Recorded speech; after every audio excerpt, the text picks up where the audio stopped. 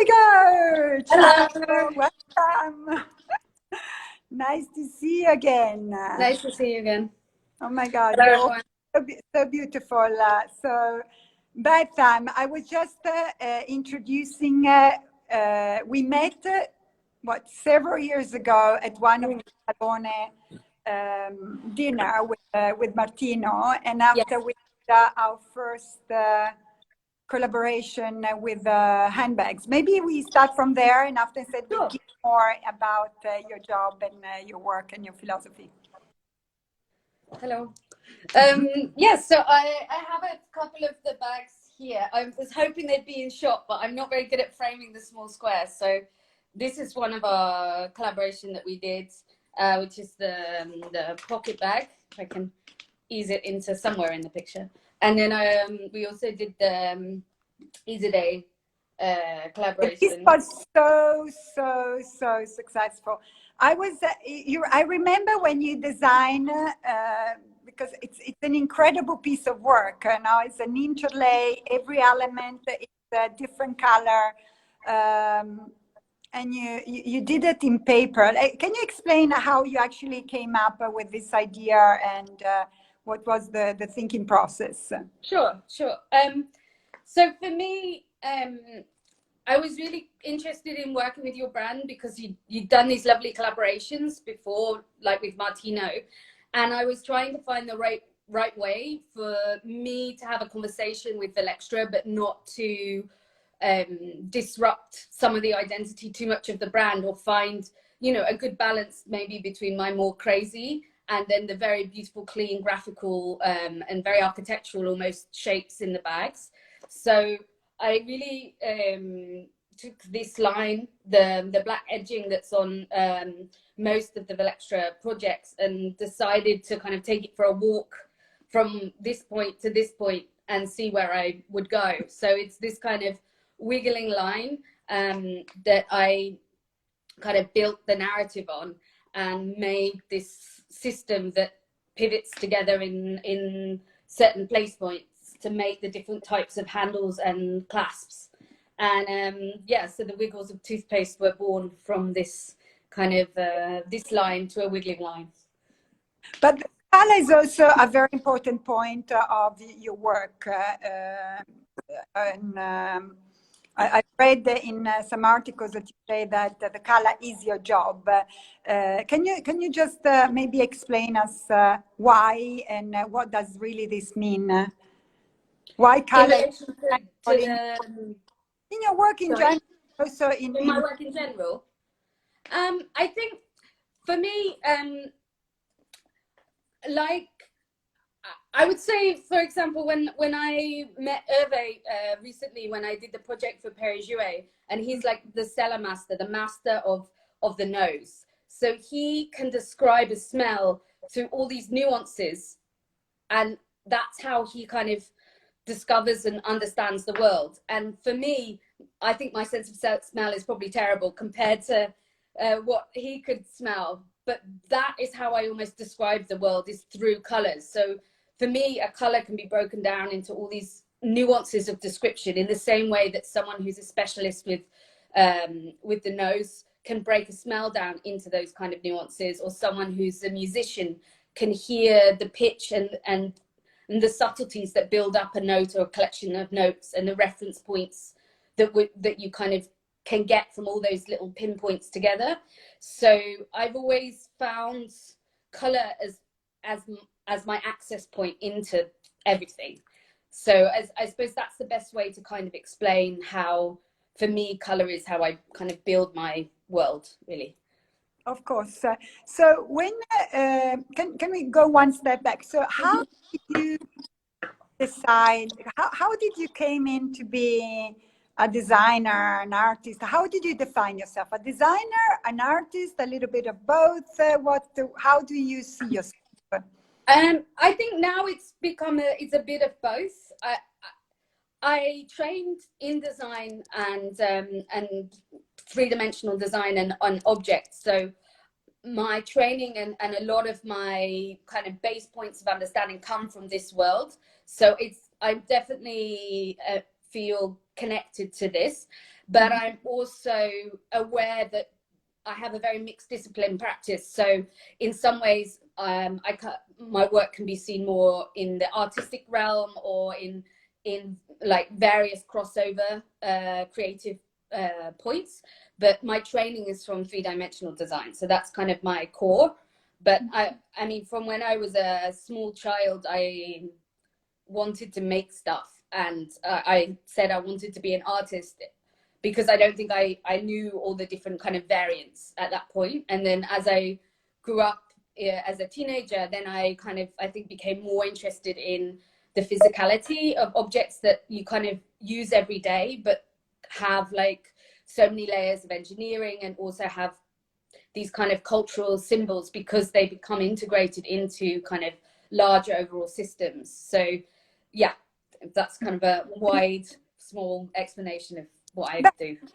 You know, I've worked with you, and I was incredibly surprised of how precise and fast you are. Now, we've worked with many people, and some have amazing ideas, but it's still an idea. And after they turn to us or to other people to actually execute it, whereas you really go into the idea, but also the execution. You have it very clear in your mind, and now it's.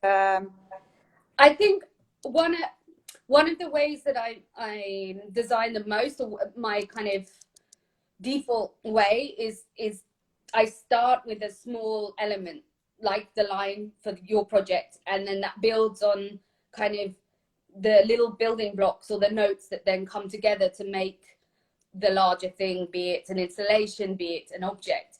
And that kind of building up from those small elements, I kind of need to understand how they work to build. Whereas sometimes I wish I could kind of go the other way around and have a kind of end goal and then find a way how to make it. And I'm learning how to work in different ways now, especially when I'm doing larger projects. But for me, the detail and the importance of one detail and allowing that to kind of inform the whole work has been something that I've always found very important, and I enjoy very much that kind of way of focusing a project by kind of breaking it down to just a few detailed points to build a language. Otherwise, it's kind of too much. And Bethan, where do you get your inspiration? And is there like one overall thread, and after many experience, or is it always evolving? How does it work? The creative process, your inspiration process. It's a mix of all of those kind of things. There's obviously certain themes or certain forms or certain places that may inform my work for longer periods of time, or that I'll have a body of work that, for example, has some sort of wigglage. So I would say the toothpaste has a conversation with the recent Rosenthal tea set that I made, which also has a wiggle, but it's called tongue, so it's a different profile, and it does a different type of wiggle, but I would class them as being within a family of work exploring this particular world and language. Then I have a series of works that are heavily inspired by Mexico, for example. So this covers ceramics to textiles to furniture, and even things like my carpets or colorways within other projects have been fundamentally kind of affected by the impact of the color of going to Mexico and this change of palette. So I have like themes that will be carried through in my work over several years, and you'll see me exploring something within that world. Even if the end result don't look like each other, there might be a core that comes from the same narrative. And then there's like the next layer of individual things that I pull into a project because there's something to do with the history of the client, if it's a client-based project. So for Paris Jouet, Art Nouveau is a very strong identifier for them. So I started to understand and research more into Art Nouveau, whereas before I've been working more with deco because there's more of a history of deco in Mexico, or that connected with change in their kind of liberation and identity for pre-Hispanic.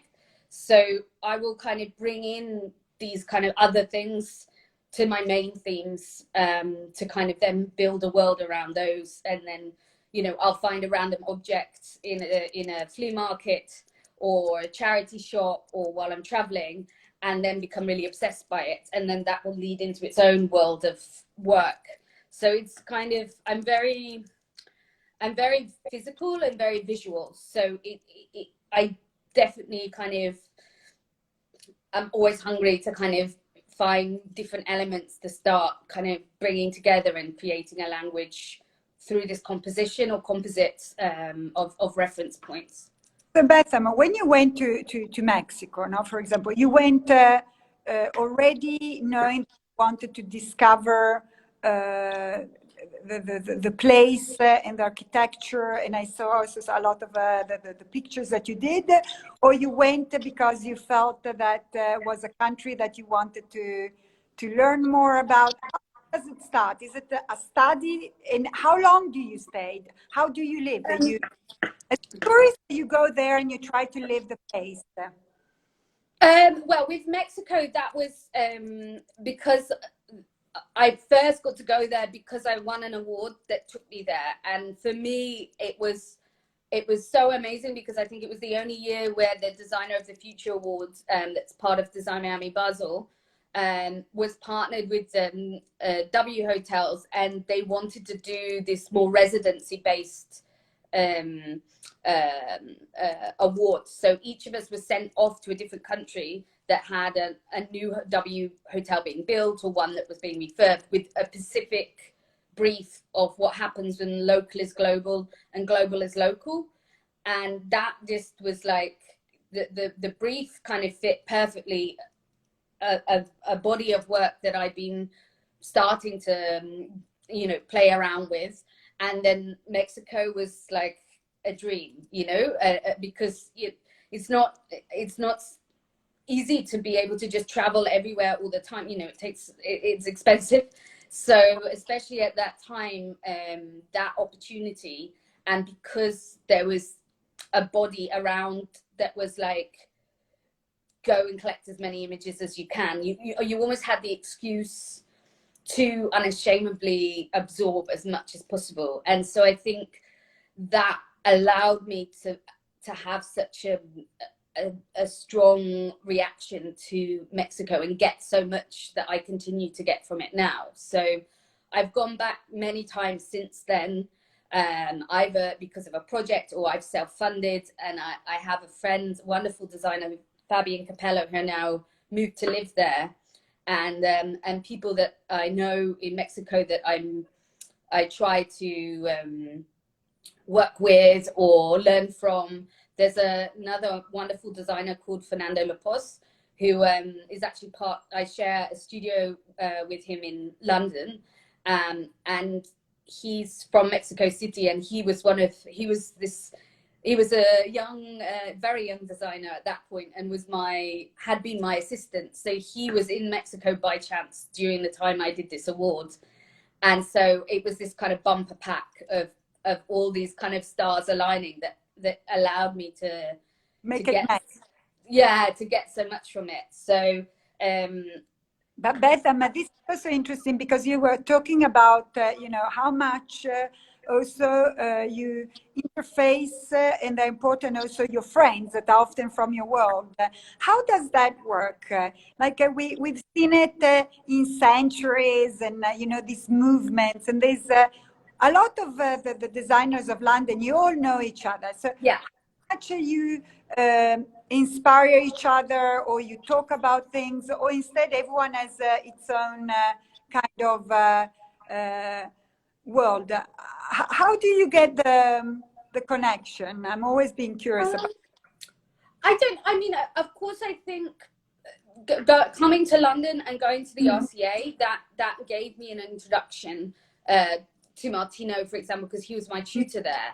And I met a lot of other, I think at that time, you know, and there's a history that you go to the RCA and you'll kind of put with all these other people that are also super like in the dream of the RCA, and so you're suddenly in this environment with other young designers or tutors that you have been reading about in magazines. And I think that kind of melting pot of that school plus the way that London can be kind of allows you to create these kind of communities of different designers across, can also be across many different fields.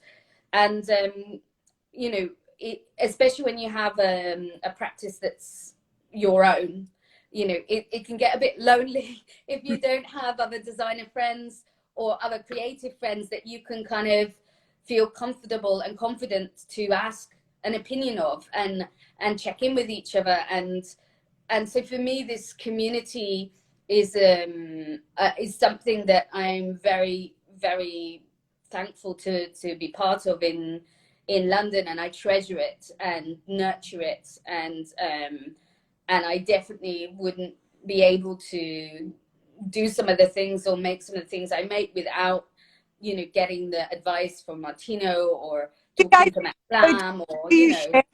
So do you share things? Do you share your things and your thoughts also with other people, or yes? Yeah, definitely. We you know, like every time I come back from traveling, I mean, I enjoy it as well. So it also gives me an excuse to pick up things. But I often will pick up something for Frances Upritchard, an amazing artist, because I know I like, it's like a personal goal if I can find a little textile or a little bead that then I see later integrate into her work, because it means like I found the perfect thing for her. Or you know, you come across, you photograph something because you think, oh, I think this person, I know that they're really into this. And I think that kind of sharing spirit is something that we all nurture, you know. So I definitely yeah, we definitely kind of cross-pollinate, not all the time, but definitely on some things. And yeah. I see many people saying hello from different countries, so you're very popular. So the question also is, you know, we've been now in a little bit of a particular situation. Now many people have bubble, and of course slowing down our movement, if anything else. What is this created in your mind? What kind of reflection? What do you think may change of your way of thinking, or influence, or anything? I mean, for sure, definitely, the way in which this year has unfolded is very, very drastically different to the kind of roller coaster that I've been doing the last 2 years, because it was almost a very extreme amount of traveling. And I've, you know, obviously there's a lot of uncertainty and things. Even now, though we're kind of slowly creeping out of the lockdown, it's a very unnerving kind of feeling. But at the same time, you know, you have to try and work to take the positives from this. And for me, having some quieter time or some still time where I can look through all these images that I took, you know, I mean, it's amazing that we can digitally capture everything, but you almost sometimes don't take in anything because it's so fast, or you photograph so much. So I'm trying to use this kind of more still time to really make the most of the experiences I had over the last 2 years, especially traveling so much back and forth to Asia. So this is something that, because also it's I don't, you know, who knows quite how we're going to reset, and whether we should take the opportunity to reset how much we kind of do this international back forth travel and all of this. I really feel that all these nuggets of pattern and colors and objects and things are so precious, and I want to be able to kind of sit with them and digest them. So I'm using this kind of stillness to go through, you know, all this kind of things that I've found over the last 2 years, and that's been kind of very nice to have something to escape into. And a bit sad when you come across a really cool picture of you and friends somewhere, or a crazy kind of market and things. But yeah, I mean, that's kind of how I've been trying to use this time, this still time, to make the most of the kind of crazy time I had just before the lockdown. And do you think the way that people are conceiving spaces, workspace, home, is changing, will change, or you think it's just like a moment that we will go through? Like, are you now living more in your space, in your home? Are you considering more the role of the home, or what do you think is necessary? I definitely think it's this time is bringing back into conversation things that almost had been not thrown away is the wrong word, but things that had almost been seen as the old way, you know, because the land of the hot desk and this like multi-use spaces and flexible working, but flexible working when it's like a space that nobody has a set place, and you know, there's a lot of there's been a lot of interesting design and questions and things that have grown up on this kind of direction of being, and I think so with the open space and the sharing. Yeah. Okay. Open space sharing where you don't have a permanent place, where there's this kind of idea of the hot desk. And I think having the lockdown and suddenly having this experience of what is a space that you want to be in every day, or how do you variate a place that you kind of have control over this like non-stop period of time, if it's your house, you know, compared to things like a hot desk where it's all about placing stuff in it but then being removed from it, and I think it is important. Can I interrupt you once? I need Sure. to interrupt you one second. It's because we're having a little bit of a problem with your connection. It's a little bit it's a little bit pixeled, so it looks like you don't have a lot of connection. Do you have do you know if there is one spot in your room where it gets it better? I am like literally sitting on the router. This is like the best spot. It's okay. Let me, this is the beauty of live streaming. So, you know, we can try. Guys. It's okay. It's okay. It's so interesting. So, but you are a little bit pixeled. You look like a piece of art. If it gets worse, I'll jump out of this and see if I can change onto a different Wi-Fi router. But I'm worried if I jump out of this, I won't come back. Let's try. It's just everyone today are so used to having, you know, super fast digital 10 giga. So anyway, we will try like this. We were talking about spaces, shared spaces, and I think this is a very relevant point. And now going back, Maria Cristina, ciao Maria Cristina. Maria Cristina Didero, ciao. So the other point is exactly that the next move, we are all digitalizing now. We're all going virtual. What do you think the role of digital and virtual is going to be? What kind of role will have time? Oh, now you're going to share with the voice on me now. Ouch. Okay. Let's see if it settles. Okay. My question is digital and virtual. How is affecting your work, and what do you think?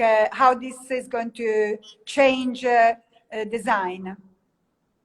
I think we're definitely experiencing or being pushed to experience a lot of things in a virtual manner. And I think what's interesting is understanding some things that are coming out that are working very well, be it when you have a good Wi-Fi signal. So I think the fact that there's things like this, our talk, I tune in and often listen to different lectures and things that now are being done on Instagram as part of a body of work with museums. So, for example, Forma Phantasma had a beautiful show at the Serpentine, which I just managed to see before lockdown. And they've carried on doing conversations and talks with different people that they've collaborated with for this show in a digital format. And I think things like that are amazing because it's really allowing an access to a body of work internationally that otherwise, you know, it maybe wouldn't have had so much digital support to it. On the flip side, I think it's also allowing us to see that there are certain things that are important to fight for, to be physical when we can be physical again, because we are a tactile human. We're people, we like to touch, especially within the design and object world. I think there has to be a balance between digital and physical. So I think it's very interesting to use this time, which is almost like an extreme push towards the digital, to digest what things really work that way and can be carried through and really celebrated, but also kind of not lose sight that when hopefully when everybody can be physical together, how important certain things are in a physical context. So I think it's allowing us to have a window to kind of reflect on what things matter in which realm, or work best in which realm, and be flexible around that, if that makes sense. Of course. So we've been, you know, in this moment, we did a store together. You did it. We were commissioning as Valextra for Venice, no? And now you can imagine Venice without tourists is. I think it never happened. Not even 1,000 years ago with Marco Polo. So it's kind of interesting. So how you know the question is, you can tell us a little bit about how you went about in thinking this store, and maybe how could we make it virtual so people could participate and see this store even if they are sitting in their couch, considering that they can't come back to Italy for some time.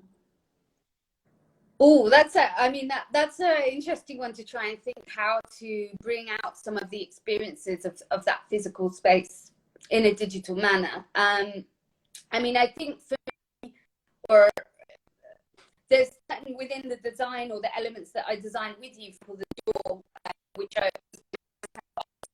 are really breaking up here. Bassam, I can't hear you. No, you can't hear me? Okay, 1 minute. Let me check. Now it's okay. Let's start. Let's retry. Hello. It's tough. Everyone that is listening, I promise we tried. It's just sometimes connection is a really. But for everyone that has not seen the store in Venice, while we're waiting for Bassam, maybe we can reconnect. So Bassam,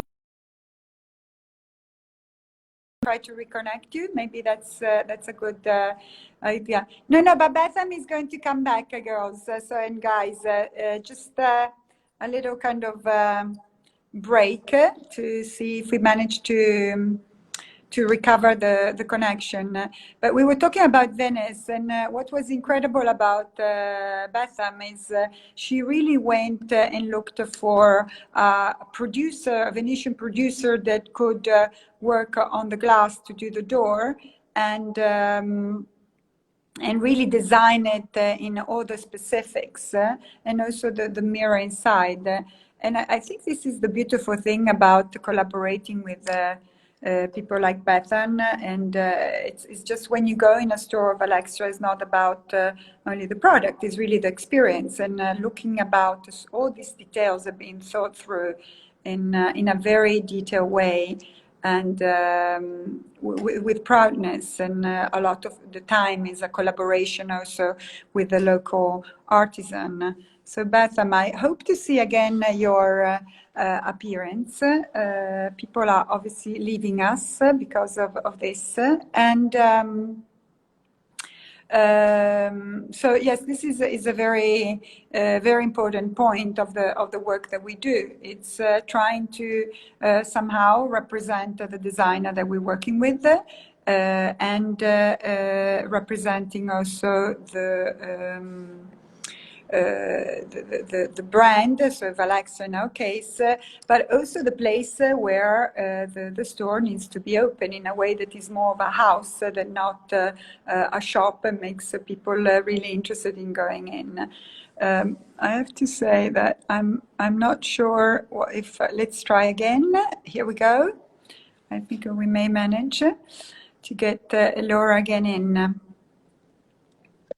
Here we go. Yay. Yeah! Let's see. People were losing a little bit of faith on us, but here I'm sorry. I'm No, sorry. apologies. See, I'm back. Very good, very good. So I was kind of rambling something about Venice. I felt like I was doing my TV break, advertising of the water. Drink. So we were talking about Venice, and again, how you worked on putting the lamp, doing the door. What was your thinking process? And now it's much better, Bethan. We can see you 100%. Good. I'm so sorry, guys. I think my phone was trying to hijack my neighbor's internet instead of the beautiful new hub that I had put in last week, because my internet decided not to work. So now hopefully the face is clear for you. No, you're beautiful. Now we can see you. Before it looked like a Macchiaioli picture, but it was quite beautiful anyway. Okay, tell me about Venice. So I think for doing the store in Venice in general, I really loved that I got to do one in Venice, because again, that was one of the first places I did a residency in just after I graduated. So I really have a love for Venice, and I wanted to carry on with this kind of graphic language that we'd worked on within the bags. And so we played around with this especially on the door, that was kind of a redigestion of the idea of a stained glass window, but made from layers of glass laid one in front of the other. Also a little, I was looking a lot at, I think, at Joseph Arbs and his the square paintings, and this kind of how to create small subtleties in colors through layering of toned glass. So those are the kind of things that informed this graphic and this pattern for the door. And then we made a version of this pattern into the glass work along one side. And for me, Venice is really associated with glass, so it was really nice to be able to introduce a lot of kind of glass pieces in the store, but in maybe a very different way to what you normally expect from Venice and the more kind of Murano glass. And it's super lovely that you have two of the big crisscross chandeliers in the store. People coming in and asking if we can sell them. One day we will say yes, but we have to replace them after. But it's interesting. Many people come in, and it's like, are they for sale? Not really. Well, I'm from Nilafar Gallery. I can do a nice plug. Available from Nilafar Gallery. Always say, yeah, we always stand by you. But it's really nice to have them there, because the artisan who I developed that language with, and that I've been working with over 10 years now, Pietro Vero, is from Vicenza, a region really not far from Venice. So for me, it's super nice that there's also these big kind of pieces of our collaboration together in very close to him, but in a super beautiful experience in your stores. So yeah, it was really nice to tell him where they were going to be and that he could go and see them. Right. But Bethan, so you've done carpets, you've done lights, you've done tables. So what are, like, how people can recognize what is your signature? I think my signature is probably this mix of layering and detail and like language built from layers of detail. I think that there is a good proportion of my work that also is quite colorful, but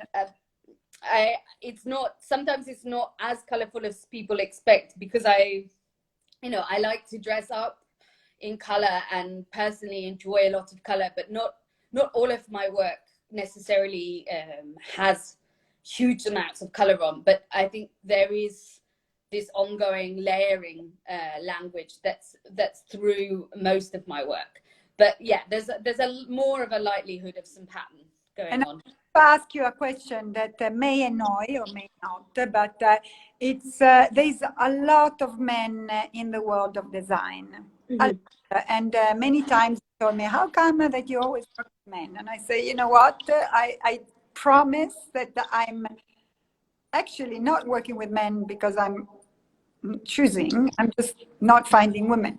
So why do you think, is it a perception, is a reality, and why? And is there something about the work of women that has a sensibility that is feminine?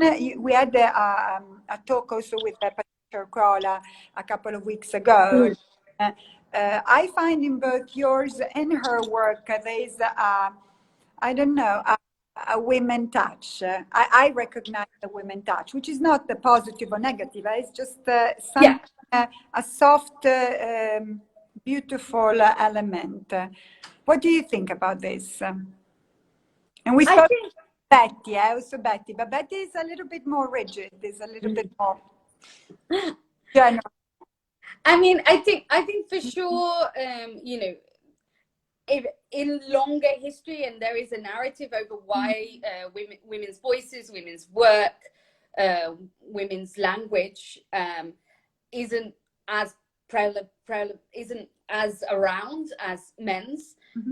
But I also think there has been a huge amount of movement towards creating more space for women's voices, or everyone's voices. There's many more. I'm talking the design, sexual world. It's a little bit less, no? I would say. I think of course there's always like some stereotypes and some things that you need, like that are always going to be something that as a woman you have to find the right way to navigate through. But I also think it's super important that you look and seek out for a mix of design and a mix of designers, because the world is full of different people, and so by having languages and works by different people, different genders, different cultures, this kind of creates a much more interesting body of work. I think I've been very kind of lucky or sheltered in the sense that I've had very strong women within my world, so I work with an amazing female gallerist, Nina Yasha. I've got a long-term friend, Liz Farrelly, who's a writer who always helped me a lot with my written works and kind of digesting what I could express in a picture or in words, but not in language. And I've been surrounded by quite a lot of strong women, so I think then maybe I haven't perceived so much all the time that I'm the only girl in the room.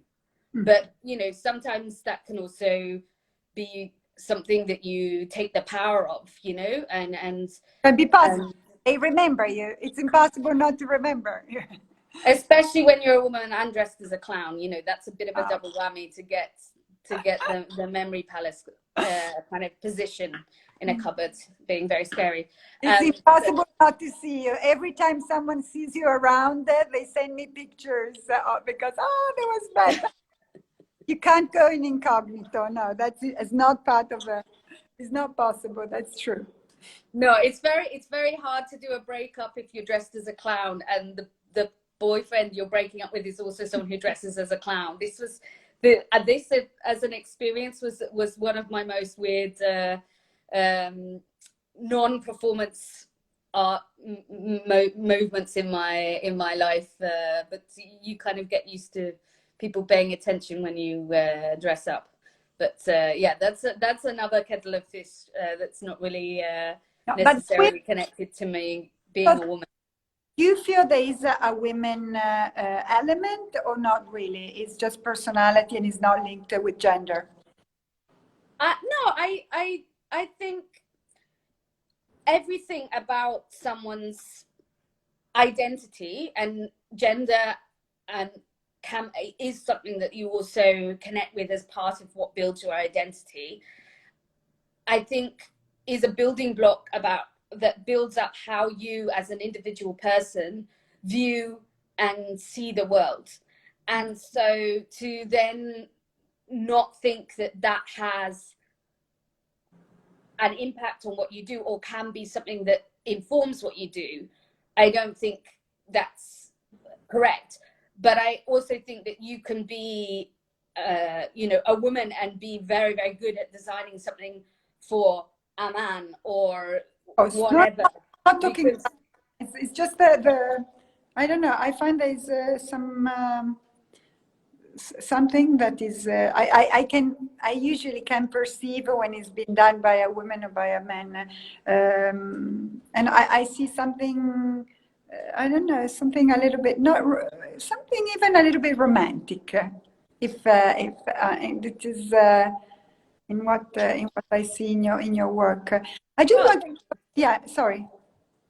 Yeah. No, I was saying thank you. I'm not saying I don't agree with what you're saying. I'm saying that I think that all different things about a designer inform their work, and so things to do with their gender or the gender that they associate with, for sure will inform their work in a way because it's what builds them, and then they build the other things. So, you know, but it is interesting to see the nuancing in different designers' works and understand the relative of where that comes from, to do with, you know, where they're from, the movements going around when they were growing up and all these things. And I find that super interesting when you start to be able to learn more about what work, like when you see a piece of furniture and you understand who did it, and then you kind of like go through that trail of understanding the building blocks about them that also then informed their work, you know.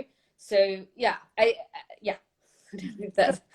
And you know, talking about women, we were supposed to be featured in the V&A exhibition about yes, the bags, and so I'm going to say ciao to Lucia. We were hoping to be there all together to celebrate the inside project of V&A. And Lucia came to see all our bags, all our archives, and she completely got astonished and fall in love for your bag. She bought it for the V&A, and it was part of the press release. I don't know. Do you want to comment on that? Because it was quite. I mean, yeah, I was super excited when they got in contact about the exhibition and that they wanted our collaboration to be part of it. I I also had Lucia come to my studio, and it was a super lovely experience for her to explain to me a little bit more about the narratives within the bags that they were wanting to exhibit, and the conversations that they wanted to have around this kind of highly personal but also public object, this thing that you kind of carry around with you everywhere almost, but that this kind of the mystery of the inside. And so for me it was a super kind of double whammy, because I really liked the project that we did together, and I'm very proud of the collaboration. And then, you know, I also super love the V&A, and so for them to want to include my work and then have their work within their collection was like a big like, a big tag. Yeah, a big thing, and a big high five. And it was also really nice because I could give them I also gave them a selection of the maquettes and the paperwork that I made whilst developing the bag, and to really help give them context to display kind of this the way in which you build a collaboration, and the objects that you make to be able to then pass on to the artisans that we work with, to kind of for them to experiment and then bring back in a material. And yeah, so I'm really looking forward to, and hope so soon, Maybe at some point, we will be able to go and see the bags in the V&A for sure. And you know, this is brings to the point about sustainability. Now, in these days, there's a lot about you know, is it a fashion, a sustainable business, and definitely Valextra being a little bit in fashion and the world of design, we are thinking about it, but in the same time, we do product that are not disposable. The work that we do is a collectible. Yeah.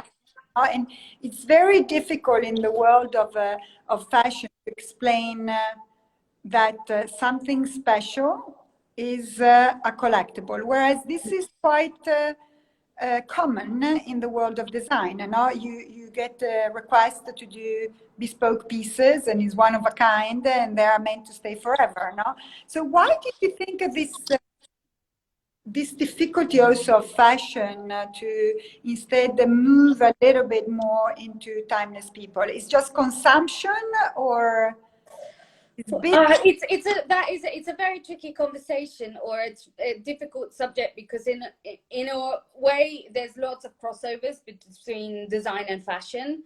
And then on other hands, there is these systems that have kind of slowly built up that mean that there's the positives on the one side with fashion, the perceived positive before, where, you know, making multiple volumes and accessible for everyone gives one way of making it very open. But on the same hand, it kind of leaves this kind of footprint of an ever faster, ever bigger kind of consumption bubble, that at some point, you know, we're aware that we need to kind of reassess that. And I think within design, there are similar issues to do with footprint and this tear between making objects to last forever, and also the turnover or need for certain objects. So I think within both worlds, there's a conversation that's been having, but for sure within design, you know, there's like, within most people's homes, there's only so many rooms so many chairs you can fit around one table, especially in a small flat in London, whereas you can fit a lot of dresses, let's say, for the most stereotypical item from fashion, in a wardrobe. So I think that kind of volume of consumption within the home, or like the fashion has more of a kind of a speed that comes from people in general having more of that object to start with. But I think in both worlds, we are trying to find ways to re-question this, and keep the amazingness that you get from having a fluid and moving creative system, and seasons, and the beauty of the kind of ephemeral quality of some of that, alongside trying to understand the kind of longer role of what happens with an object after that moment of a season, or now with a lot of furniture and the kind of the flat pack and this kind of style furniture. Again, what happens after the point when people want to move on to a, you know, a different colored chair. And so it's, I mean, this is something that I kind of touch on, or I've always touched on within my work in different ways, this kind of dual juxtaposition where kind of between the desire to create and for the new, and then the kind of the result of this kind of mass layering of build-up that you get in cities or in these kind of environments that have got so many layers already underneath. So yeah. You design pieces with an intention to stay, or you expect that this product remains for forever, or you design out of the instinct of the moment? No, I mean, it's a mix. So, I mean, obviously, when I design something, I hope, or my goal is that it's something that people connect with and they want to keep for a longer period of time than for a week, you know, or a month or a year. I hope I create work that creates a longer relationship. But for example, the marquetry work that I do with the laminate, this work and this kind of pattern world is based on laminates that by themselves are almost a material much more close with fashion. Every 2 years or so, the laminate companies bring out like a new laminate book with the patterns and the textures or whatever that are kind of the most mass cultural in fashion textures. And so they're something, it's a material that has to be made in quite a large volume to make it worthwhile making. So it's like very extreme volume, very short window of time. So patterns that you could have now in 2 years you can't get hold of, and then the kind of that material becomes rarer and rarer, and I'm kind of searching for this kind of rare wood of a laminate that's like from this particular time window. So this body of work that I did, where I work with these laminates within marquetry by juxtaposing these different textures next to each other and patterns, it was this conversation between these kind of dual desires. On the one hand, this mass system of production has allowed this amazing material that can 1 minute be a success cabinet and the next minute be faux wood in a chicken shop.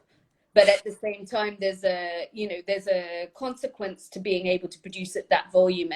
And I think there's a lot of design now that has this dual conversation between these kind of two desires that are a bit against each other, but that we as humans have. So I suppose that's an example of how I kind of work playing around with the concepts and things within that, if that makes sense. Yeah, it does. I still, there was a big article yesterday about this in Business of Fashion. I was quite surprised about the amount of garments that are produced per year, and they're saying that nearly 10% are thrown away. I'm finding it embarrassing. Yeah, it's crazy. Part of it, and so it's something that definitely the new generation are very aware, and my generation should be too. I think we've been a little bit mindless about this. But, and I think the situation we have now has in some ways also helped put a spotlight on this intense speed of this cycle. There's a lot of big questions over when things reopen from lockdown, whether a department store should be banned from putting things on sale that never got to have the 1-2 week window where they're full price, and this, I think it's helped to heighten and show a little bit, is this speed or is this mass system the one that we need to carry with, or do we use this slowing down that we have right now do we reset? I think Dries Noten, I think, was talking about whether the season should be changed.